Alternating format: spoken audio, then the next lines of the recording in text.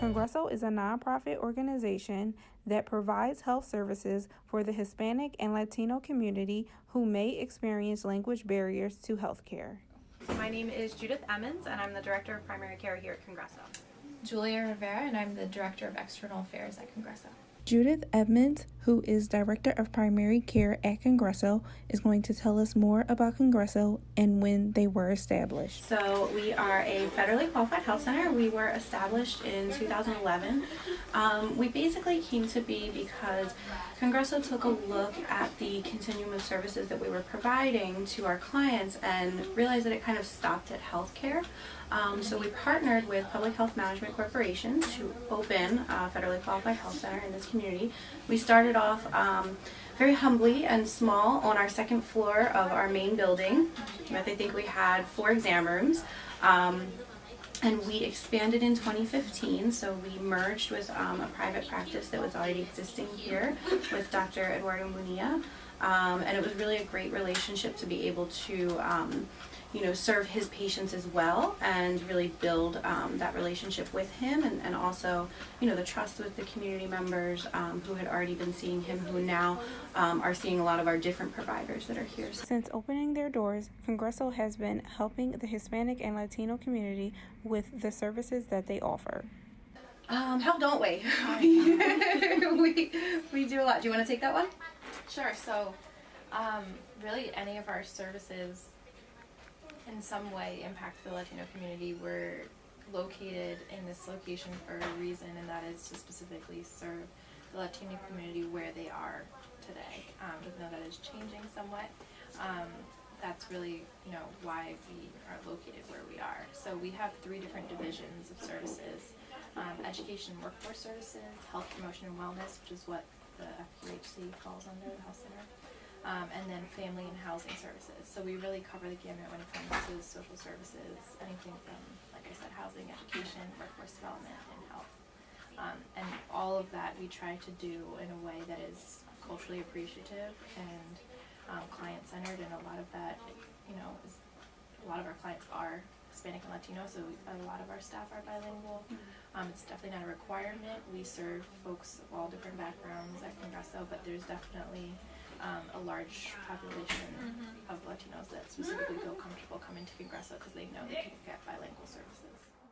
Most of Congreso's clients are Hispanic and Latino, so they have to deal with situations where language barriers become an issue.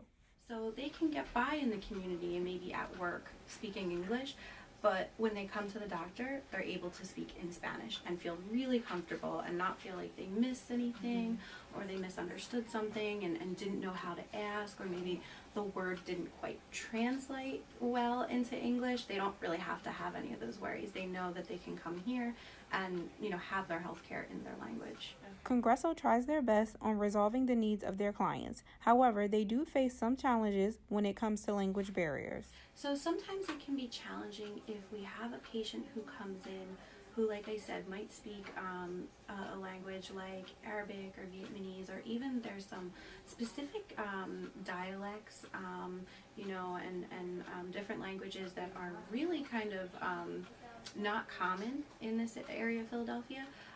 And so when we're calling the language line to provide translation services, it might take a little bit longer for them to actually find a rep who speaks, this specific dialect from, this, country in this little province where, it's a little bit different. So that can be challenging. Besides the language barriers in the Hispanic and Latino community, Congreso's Health Center also faces challenges of their own. It can be really challenging, especially, like I said, with finding a specialty care provider. Where do I go? How do I find that person? How do I make the appointment? Will they speak my language? What do I do once I get there? And so we have about 20% of our population is uninsured and uninsurable. Okay. So when they come to us with needs that we can't necessarily work with here in a primary care setting, we're referring them out to our partners in the community who we know can support them. Congreso Health Services impacts the Hispanic and Latino community by making sure they are receiving all the proper needs and services that Congreso has to offer. We try and touch every aspect of the patient's life and make sure that they just feel really comfortable with their health care, that they have all the resources that they need, that we're making sure that it's a warm handoff when they're going to either social service referrals or specialty care providers, and making sure that they feel that they can always call us and ask questions or come back and talk to their provider.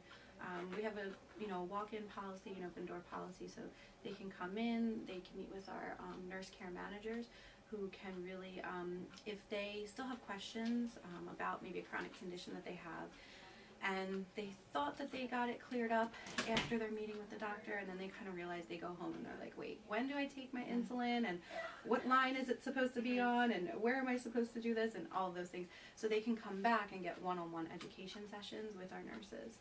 Okay. So that can be really helpful. Congreso creates solutions so that they can see improvement in the lives of the people that they serve. I think we always just try and look at everything in a solutions-focused lens and say, what can we do to make this a good experience for the patient? How can we, make sure that it's productive for us, and, ensuring efficiencies and things like that. So I guess it depends on the specific situation, but we always try and make sure that, and if we do, have an issue that comes up, we always try and make sure that next time we do it better. We're able to kind of see that coming